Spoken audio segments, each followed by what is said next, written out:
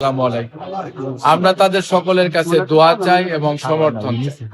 আমরা ধন্যবাদ জানাই আমাদের দলের চেয়ারপারসন দেশনেত্রী বেগম খালেদা জিয়া এবং ভারপ্রাপ্ত চেয়ারম্যান সহ গণতন্ত্র, ভোটাধিকার ও ন্যায়ভিত্তিক সমাজ প্রতিষ্ঠার অঙ্গীকার নিয়ে গাজীপুর ১ আসনে বিএনপির মনোনীত ধানের শীষের প্রার্থী জনাব মজিবুর রহমান আজ কালিয়াকৈর উপজেলা সহকারী রিটার্নিং অফিসারের কার্যালয়ে আনুষ্ঠানিকভাবে তার মনোনয়নপত্র দাখিল করেছেন।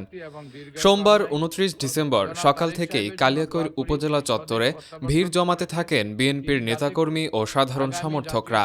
স্লোগান, করতালি, ভালোবাসায় মুখর হয়ে ওঠে পুরো এলাকা। মানুষের স্বতঃস্ফূর্ত উপস্থিতি যেন জানান দিচ্ছিল গাজীপুর ১ আসনে পরিবর্তনের প্রত্যাশা দিন দিন আরও দৃঢ় হচ্ছে। মনোনয়নপত্র দাখিল শেষে আবেগভরা কণ্ঠে মজিবুর রহমান বলেন, এই নির্বাচন আমার ব্যক্তিগত কোনো লড়াই নয়, এটি গাজীপুর ১ আসনের সাধারণ মানুষের অধিকার প্রতিষ্ঠার সংগ্রাম।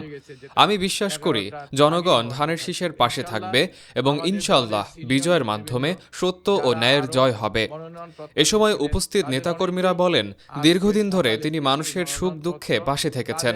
তার সততা, ত্যাগ ও নেতৃত্বই গাজীপুর ১ আসনের মানুষকে নতুন স্বপ্ন দেখাচ্ছে।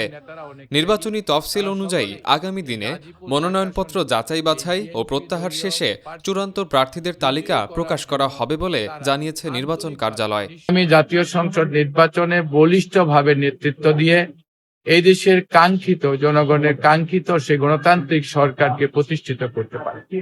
সর্বশেষ আজকে মনোনয়ন প্রাপ্তির পর দলের মধ্যে তাৎক্ষণিক যতটুকু মনোমালিন্য ছিল, আজকে তার ৯০% আমাদের সমাধান হয়েছে ইনশাল্লাহ। যে কারণে আমাদের মনোনয়ন দাখিলে কিছুটা সময় লেগেছে, যেটা ১১টার আগেই হওয়ার কথা ছিল। ইনশাল্লাহ আমাদের দলের সিনিয়র নেতৃবৃন্দ যারা আরো মনোনয়ন প্রত্যাশী ছিলেন, তাদের অনেকেই আজকে সকালে থেকেই মনোনয়নপত্র তাদের হাত দিয়েই আমার হাতে বুঝিয়ে দিয়েছে। এটা জমা মোহাম্মদ মাহবুবুর রহমান সোহেলের তথ্য ও চিত্রে জিহাদ আব্বাসী, কালিয়াকৈর, গাজীপুর।